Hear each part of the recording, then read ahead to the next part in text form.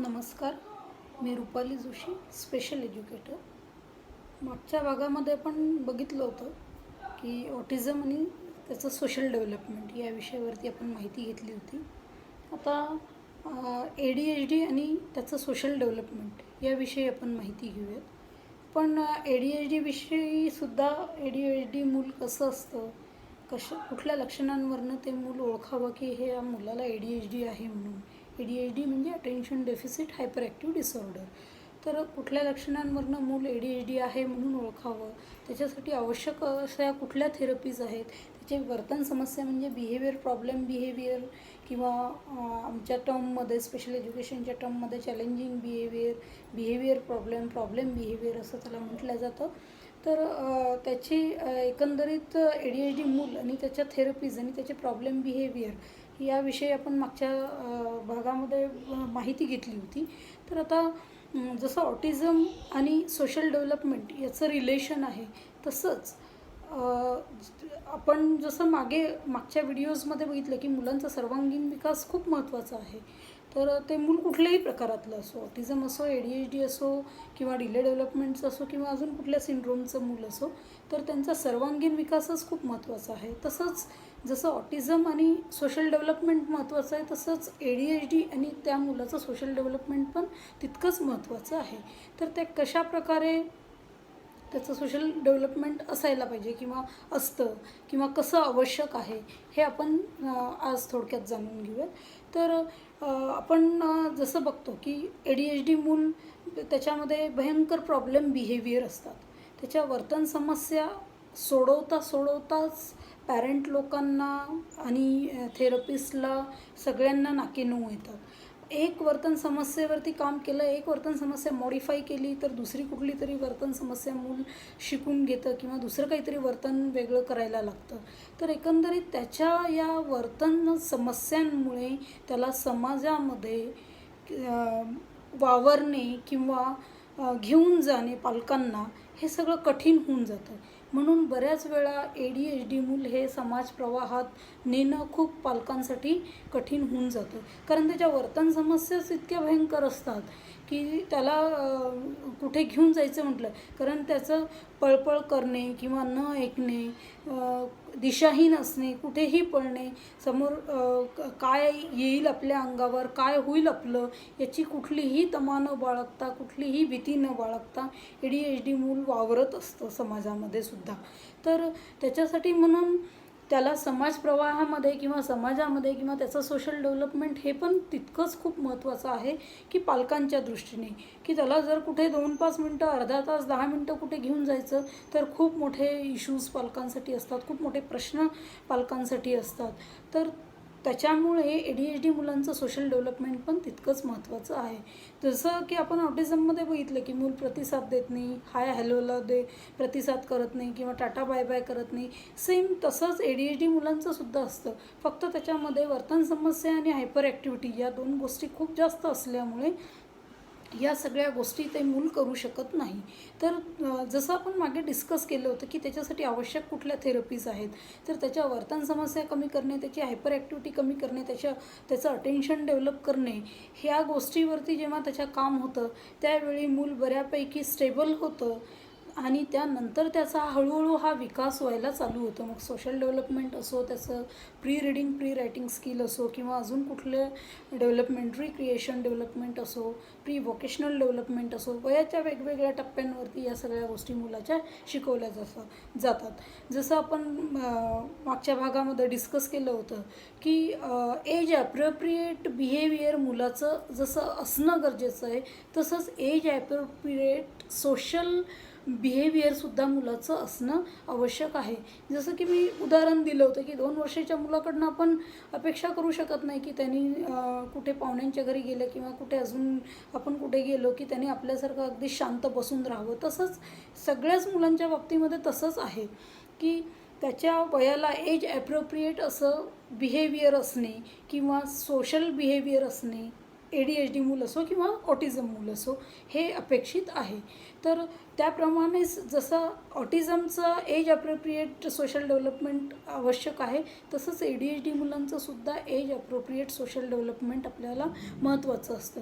आपण सुरुवातीला जसं आपण बघितलं की ADHD मूल डायग्नोसिस तर त्याच्या वर्तनामुळे होतं, लवकर डायग्नोस होतं ADHD मूल, परंतु त्याचे वर्तन समस्या, त्याचं अटेन्शन स्पॅन, त्याचा सिटिंग स्पॅन, या सगळ्या गोष्टी अगोदर या सगळ्या गोष्टींवरती काम केल्यानंतर मग या बाकीच्या गोष्टी पुढे शिकायला त्याला मदत होते. आणि त्याचे सगळ्यात जास्त त्याच्या प्रगतीमध्ये बाधा ठरणारं त्याचं वर्तन आहे, की जे वर्तन समस्या त्याच्या ज्या असतात त्या त्याच्या प्रगतीमध्ये बाधा ठरतात. म्हणून ज्या मुलांच्या वर्तन समस्या त्याच्या प्रगतीमध्ये बाधा ठरतात त्याचं आधी बिहेवियर मॉडिफिकेशन करणं गरजेचं असतं. म्हणूनच ADHD मुलांचं बिहेवियर मॉडिफिकेशनसुद्धा तितकं महत्त्वाचं आहे. आणि त्यानंतर मुलाचं अटेन्शन डेव्हलपमेंट आणि हायपर ॲक्टिव्हिटी रिड्यूस करणे, कमी करणे, यानंतर मग मुलाचं बाकीचं डेव्हलपमेंट होण्यामध्ये मदत होते.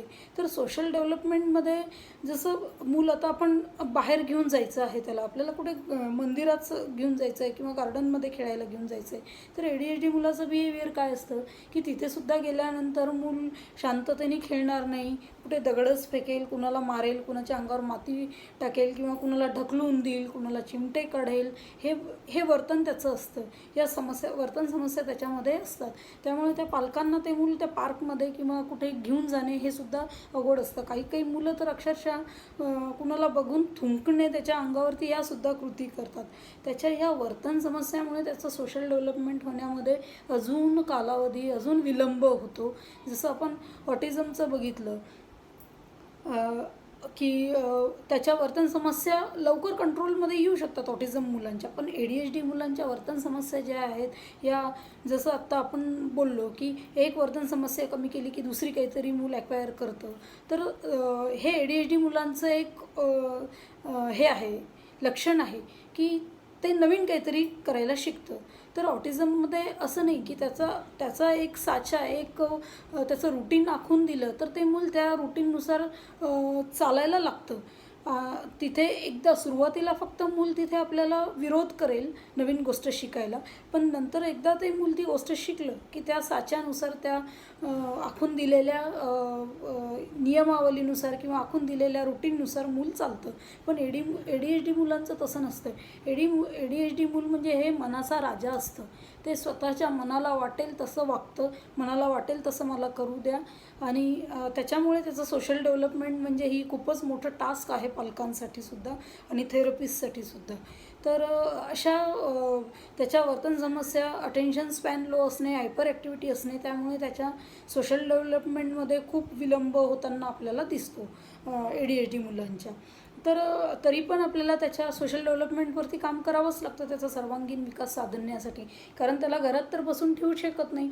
जेवढं मूल घरामध्ये जास्त बसून राहील तेवढ्या वर्तन समस्या मुलाच्या वाढतील. समाजामध्ये किंवा इतर ठिकाणी किंवा घरामध्ये जर कुणी आलं तर मूल जास्त बिहेवियर प्रॉब्लेम क्रिएट करेल. त्यामुळे त्याचं सुद्धा सोशल डेव्हलपमेंट होणं तितकंच महत्त्वाचं आहे ADHD मुलांचं. जर घरामध्ये पाहुणे आले, जसं आपण बोललो की आपल्या घरापासूनच सामाजिक विकास, सोशल डेव्हलपमेंट सुरू होतं. तर घरामध्ये जर कुणी पाहुणे आले तर मुलाच्या वर्तन समस्या असतात बऱ्याच वेळा. तर पालक काय करतात की नको, तू समोर येऊ नको, किंवा त्याला एका रूममध्ये बंद करून ठेवून देतात, किंवा त्याला काहीतरी अशी कुठली तरी गोष्ट देतात की त्याच्यामध्ये ते मूल रमेल, असं सहसा केलं जातं. आणि त्यात पालकही चूक आहेत असं आम्ही म्हणणार नाही मुळीच, कारण पर्याय नसतो त्या ठिकाणी. कुणी आल्यानंतर जर मूल जाऊन कुणाच्या अंगावरती थुंकतं आहे किंवा हे म्हणजे समाजमान्य बिहेवियरच नाही आहे ना, हे जे वर्तन आहे हे समाज ॲक्सेप्टेबल बिहेवियरच नाही आहे. तर त्यामुळे मग पालकांना नाईलाजाने या कृती कराव्या लागतात. त्यामुळे पालक तिथे चुकीचे आहेत असं आम्ही मुळीच म्हणणार नाही, परंतु हे बिहेवियर मॉडिफाय करायला लागतं आणि त्यासाठी कालावधी पण लागतो व्यवस्थित, आणि पालकांनी पण त्या गोष्टी फॉलो करणं गरजेचं असतं. तर अशा प्रकारे पालक त्याला रूममध्ये किंवा त्याच्या आवडीच्या गोष्टी काही देतात की पाहुणे येईपर्यंत जाईपर्यंत पालकांच्या मनावरती दडपण असतं की हे मूल कसं रिॲक्ट होईल किंवा काय करेल आणि काय नाही करेल, ही एक पालकांना भीती असते. तर घरापासूनच या गोष्टी सुरुवात करा. पाहुणे आल्यानंतर मुलाला कुठेही बंद करून न ठेवता किंवा त्याला त्याच्या आवडीच्या गोष्टीत एंगेज न करून ठेवता पाहुण्यांशी त्याची ओळख करून द्या. पाहुण्यांशी त्याला इंटरॅक्ट करायला शिकवा, बोलायला शिकवा. भलेही मूल असं वर्तन करतं आहे तर कधी कधी काय होतं की मुलांमध्ये अटेन्शन सेकिंग बिहेवियर असतं. म्हणजे माझ्याकडे लक्ष वेधून घेणे, आपल्या स्वतःकडे लक्ष वेधून घेणे हे बिहेवियर मुलांचं असतं. तर त्याला वाटतं की मला का वेगळं केलं आहे, मला का वेगळं ठेवून दिलं आहे किंवा मला का समोर येऊ देत नाही आहे, म्हणून मूल जास्त अजून प्रॉब्लेम बिहेवियर क्रिएट करतं. बऱ्याच वेळा पालक काय करतात की तू समोर येऊ नको बरं का, नाहीतर तू किंवा पालक अजून काय करतात की तू येऊन समोर त्यांना त्रास देऊ नको बरं का, त्याला मारू नको, त्याला चिमटे काढू नको किंवा त्यांच्या अंगावर थुंकू नको. म्हणजे मूल ती गोष्ट जर विसरलं असेल तर पालक त्याला जाणीवपूर्वक त्याची आठवण करून देतात की आपल्याला हे वर्तन समोरच्या सोबत करायचं आहे.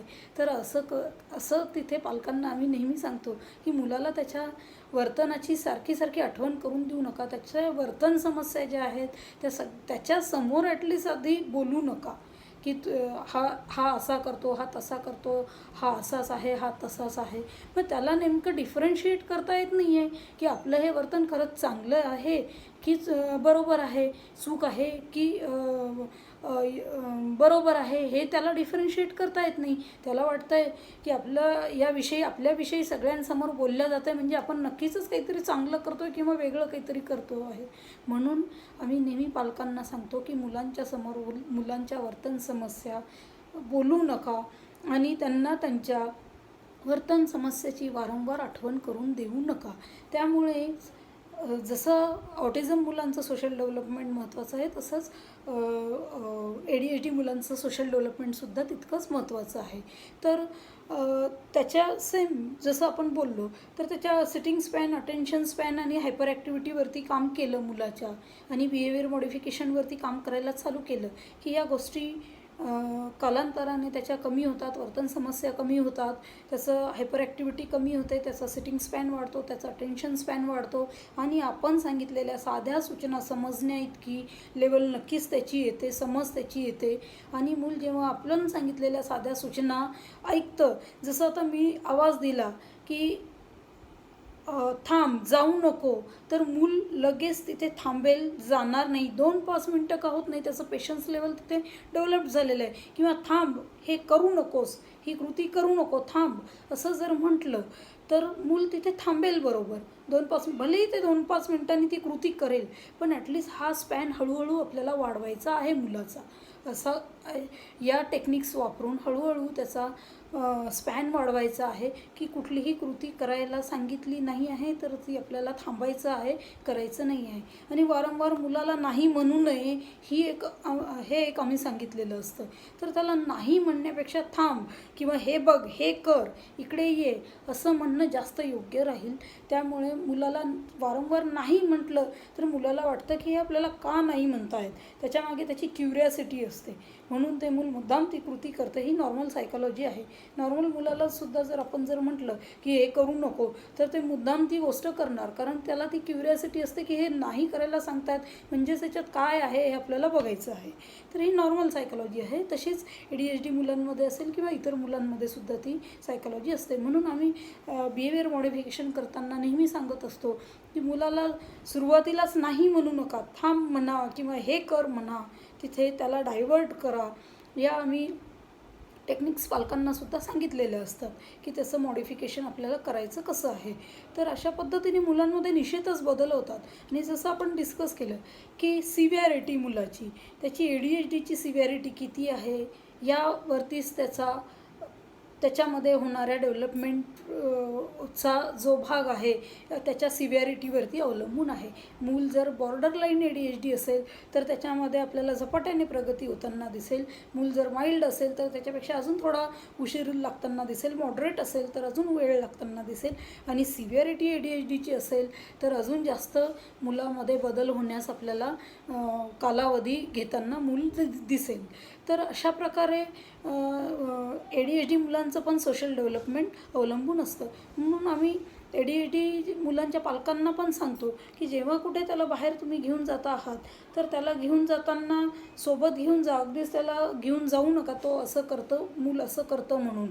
आणि मॉडिफिकेशनच्या टेक्निक्स पण आम्ही त्यांना सांगितलेले असतात की आपल्याला नेमकं आता बाहेर घेऊन जायचं आहे किंवा त्याने तिथे तो गोंधळ केला त्यावेळी काय कुठल्या टेक्निक्स वापरायच्या आहेत याविषयी पण पूर्वकल्पना आम्ही पालकांना दिलेली असते. की कारण कसं आहे की प्रत्येक टेक्निक एकच टेक्निक प्रत्येक ठिकाणी लागू होणार नाही आहे.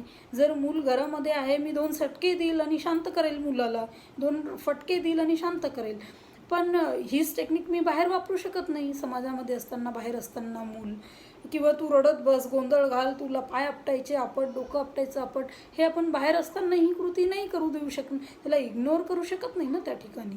तर अशा वेळी वेगळ्या टेक्निकचा वापर तिथे करायचा आहे. त्याला आवडेल ती गोष्ट तिथे द्यायची आहे आणि मूल तिथे शांत करून त्याला शांतरित्या घरी घेऊन यायचं आहे. म्हणून आम्ही नेहमी सांगतो पालकांना की जेव्हा त्याचं सोशल डेव्हलपमेंट करायचं आहे तर त्यावेळी त्याचा स्पॅन हळूहळू वाढवायचा आहे. जसं त्याला मंदिरात घेऊन जायचं आहे तर सुरुवातीला 5 मिनटं मंदिरात घेऊन जा, 8 दिवस, 15 दिवस, मग नंतर हळूहळू तो टाईम पिरियड वाढवा तिथला, 7 मिनटं, 10 मिनटं, 15 मिनटं. मग तो त्याची हळूहळू मानसिकता जशी तयार होईल त्याप्रमाणे मग त्याचा टाईम पिरियड वाढवत चला. मग तसंच पार्कमध्ये असेल, मंदिरामध्ये असेल, बिहेवियर प्रॉब्लेम जेव्हा तुम्ही या थेरपी घेणार त्यावेळी त्याचे प्रॉब्लेम बिहेवियर पण निश्चितच कमी होताना आपल्याला दिसतातच. तर जेव्हा मंदिरात जाणार, पार्कमध्ये जाणार, सार्वजनिक ठिकाणी जाणार, लग्न समारंभामध्ये जाणार तर त्यावेळीसुद्धा मुलामध्ये अगदी बॉर्डरलाईन, माइल्ड, मॉडरेट ADHD मुलं छान प्रकारे वर्तन करू शकतात. त्यामुळे पालकांना घाबरून जाण्याची किंवा खूप चिंता करण्याची गरज नाही की आता कसं होईल, मूल आता आपण बाहेर कसं काढू, बाहेर कसं नेऊ, या मुलाचं आम्ही कसं सांभाळ करू शकू. बऱ्याच वेळा पालकांचा हा पण प्रश्न असतो की याच्या खूप वर्तन समस्या आहे की ज्या समाजमान्य. आणि आम्ही नेहमी सांगतो की आता ठीक आहे, मुलामध्ये जर सिव्हिअरिटी ADHDची जास्त आहे तर मुलामध्ये बदल व्हायला खूप कालावधी लागतो. ADHD मुलांमध्ये त्याच्या वर्तन समस्या बदलण्यासाठी. तर त्यावेळी जसं आपण मागे डिस्कस केलं होतं की पालकांना वारंवार मोटिवेट करावं लागतं, पालकांचं काउन्सिलिंग करावं लागतं ADHD मुलांच्या, कारण खूप फ्रस्ट्रेट झालेले असतात ADHD मुलांचे पालक. तर त्यावेळी आम्ही सिव्हिअरिटी जर ADHD मुलाची जास्त असेल तर त्याला जास्त कालावधी लागतो त्याच्यामध्ये बदल होण्यासाठी, सगळ्याच गोष्टींसाठी. तर पालकांना आम्ही सांगतो की ठीक आहे, हे सोशल डेव्हलपमेंट किंवा समाजाने जे काय आपल्याला काही गोष्टी आखून दिलेल्या आहेत त्या आपणच आहोत, समाजाचे मेंबर आपणच समाजामध्ये आहोत आणि आपणच त्या गोष्टी आखून दिलेल्या आहेत की कुठे गेल्यानंतर कसं वर्तन असायला पाहिजे. पण आपलं मूल ते समजू शकत नाही आहे, त्याला ते समजण्यास विलंब लागणार आहे. तर ठीक आहे ना, त्याच्यासाठी एवढं गिल्टी फील वाटून घेण्याची गरज नाही किंवा त्याच्यासाठी इतकं वाईट वाटून घेण्याची गरज नाही आहे की मूल आपलं आपण समाजामध्ये घेऊन जाऊ शकत नाही किंवा समाजातली मुलं आपल्या मुलाला नावं ठेवतील किंवा काही करतील. ठीक आहे, आमचं मूल नाही ही गोष्ट समजू शकत आहे, त्यामुळे कारण त्याचा वेगळा जग आहे, त्याचं वेगळं विश्व आहे, त्यांनी कसं वागायचं हे त्याला पण ठरवू देत. प्रत्येक वेळी आपण त्याच्यावरती बंधनं घालणं हे पण योग्य नाही आहे ना, कारण ते पण शेवटी एक माणूस आहे. तर त्यावेळी प्रत्येक वेळीच आपण आपल्या नियमावरती आपलंच ऐकवू नये हे पण त्या ठिकाणी चुकीचं आहे. काही 10 गोष्टी जर आपण आपल्या ऐकवतोय मुलाला तर 2 गोष्टी त्याच्या पण ऐकून घेणं गरजेचं आहे. ह्या पण गोष्टी आम्हाला पालकांना सांगाव्या लागतात. मग ते मूल कुठलंही असो, ऑटिझम असो, ADHD असो किंवा अजून डिले डेव्हलपमेंटचं असो किंवा अजून कुठल्या प्रकारातलं मूल असो. तर अशा प्रकारे सोशल डेव्हलपमेंट हे जसं ऑटिझमचं आवश्यक आहे तसं ADHD मुलांचं पण आवश्यक आहे. परंतु ADHD मुलांच्या जशा वर्तन समस्या खूप असतात, त्यामुळे पालकांना खूप मोठा प्रश्न असतो की त्याला समाजामध्ये आम्ही कसं बाहेर काढायचं, कसं घेऊन जायचं. तर पालकांना आम्ही नेहमी मोटिवेट करतो, सांगतो की हा त्याच्यावरती पर्याय नाही की त्याला बाहेरच घेऊन जाणे नाही किंवा त्याच्यासाठी घरामध्येच काही गोष्टी आणणे करणे. तर पण जेव्हा आपण या गोष्टी करायला लागतो, आम्ही सांगितलेल्या टेक्निक्स पालक अप्लाय करायला लागतात ADHD मुलांसाठी, म्हणून त्याच्यामध्ये निश्चितच बदल होताना दिसतात, यात नो डाऊट. त्याच्यामध्ये काही डाऊटच नाही. अगदी उदाहरणं आहेत आमच्याकडे या सगळ्या गोष्टींचे. तर जसं आपण काम करायला मुलावरती चालू करू तसं मुलामध्ये बदल होताना आपल्याला दिसतात आणि मुलाचा सामाजिक विकास होतानासुद्धा मुलाचा दिसतो आणि पालक स्वतः येऊन सांगतात की नाही, आज आम्ही अमक्या ठिकाणी गेलो होतो तर मुलांनी ही चांगली कृती केली. ॲप्रिशिएट करा त्या कृतीला, त्याला मोटिवेट करा की पुढच्या वेळीसुद्धा आपण बाहेर गेल्यानंतर अशी चांगली कृती कर बाबा, किंवा चांगली कृती केल्यानंतर आपल्याला काहीतरी मिळतं आहे त्याच्यातनं, असं मोटिवेट करा मुलांना, रिइन्फोर्समेंट द्या मुलांना, हे आम्ही सांगत असतो.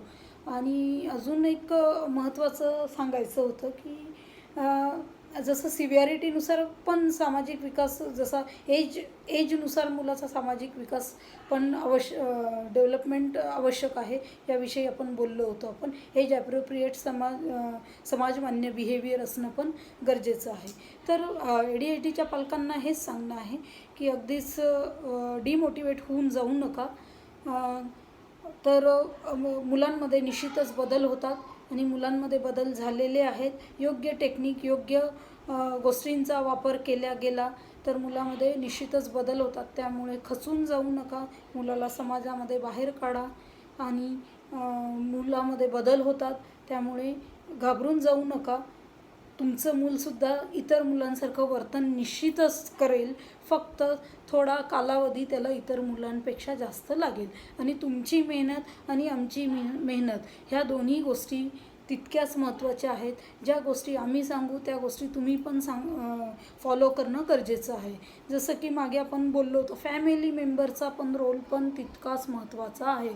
घरातल्या, कुटुंबातल्या सगळ्याच, आजी आजोबापासनं सगळ्यांचाच रोल. बऱ्याच वेळा आता ADHD मूल असेल किंवा कुठल्याही प्रकारातलं मूल असेल, तिथे आजी आजोबा असतील तर बऱ्याच वेळा मुलांचे खूप लाड करताना दिसतात आम्हाला. तर ऑब्व्हियस आहे, ते नॉर्मल मूल असो किंवा कुठलंही मूल असो, आजी आजोबा हे मुलांचा लाड करतात किंवा मूल ज्या गोष्टीचा हट्ट करतात ते करतात. पण आम्ही हे सांगतो की ठीक आहे, तुम्ही लाड करा, मुलांचे हट्ट पुरवा, परंतु त्याच्या शिकण्यामध्ये जिथे जे वर्तन बाधा आणतं आहे त्या गोष्टीसाठी लाड करू नका, तिथे एक्सक्यूज देऊ नका मुलांना. तिथे तुम्ही स्ट्रिक्ट व्हा, तुमचं मन थोडं घट्ट करा, तिथे लाड करू नका. हे आम्ही नेहमी आजी आजोबांना बोलवूनसुद्धा ह्या गोष्टीचं काउन्सिलिंग करतो आम्ही पालकांच्या. आणि आईवडिलांना तर नेहमी काउन्सिलिंग करत असतो. घरातले इतर मेंबर असतील तर त्यांना पण आम्ही सांगण्याचा प्रयत्न करतो. तर अशा प्रकारे ऑटिझमचं आणि सोशल डेव्हलपमेंटचं जसं रिलेशन आहे, तसंच ADHDचं आणि सोशल डेव्हलपमेंटसुद्धा तितकंच महत्त्वाचं आहे. त्यामुळे ह्या ज्या गोष्टी आहेत, ही जी माहिती आहे ही सगळ्यांपर्यंत, गरजूंपर्यंत पोचणं खूप गरजेचं आहे. त्यामुळे पालक म्हणून, मी पण एक पालक आहे, तुम्ही पण पालक आहात, तर या गोष्टी आपण समाजापर्यंत किंवा गरजूंपर्यंत पोचवण्याचं काम हे आपलंच आहे. त्यामुळे जास्तीत जास्त लोकांपर्यंत या गोष्टी पाठवा. तुम्हाला पटल्या, तुम्हाला वाटलं तर ही गोष्ट चांगली आहे, ही योग्य आहे, ही अमुक व्यक्तीला पण माहिती असणं गरजेचं आहे, तर कृपा करून ह्या गोष्टी पुढे फॉरवर्ड करा, पुढे इतरांपर्यंत ह्या गोष्टी पोचवा. कारण समाजामध्ये अवेअरनेस वाढणं खूप गरजेचं आहे. भलेही पालक असो किंवा नॉन पॅरेंट असो, पॅरेंट असो किंवा नॉन पॅरेंट असो, तर समाजाला हे माहिती असणं गरजेचं आहे की ऑटिझम काय आहे, ADHD काय आहे, त्यांच्या समस्या काय आहेत, त्यांच्या पालकांना येणाऱ्या समस्या काय आहेत, ते कुठल्या फेजमधनं जात आहेत. म्हणून समाजातलं एक व्यक्ती म्हणून आपला काय रोल आहे, यासाठी समाजाने आपल्याला काय मदत करणं गरजेचं आहे, यासाठी म्हणून समाज अवेअर होणं गरजेचं आहे आणि या गोष्टी समाजापर्यंत पण पोचणं गरजेचं आहे. म्हणून जास्तीत जास्त लोकांपर्यंत या गोष्टी फॉरवर्ड करा, पुढे पाठवा, हे मी तुम्हाला सांगते आहे. बाकी पुढच्या विषयावरती आपण नंतर चर्चा करूया. तोपर्यंत धन्यवाद.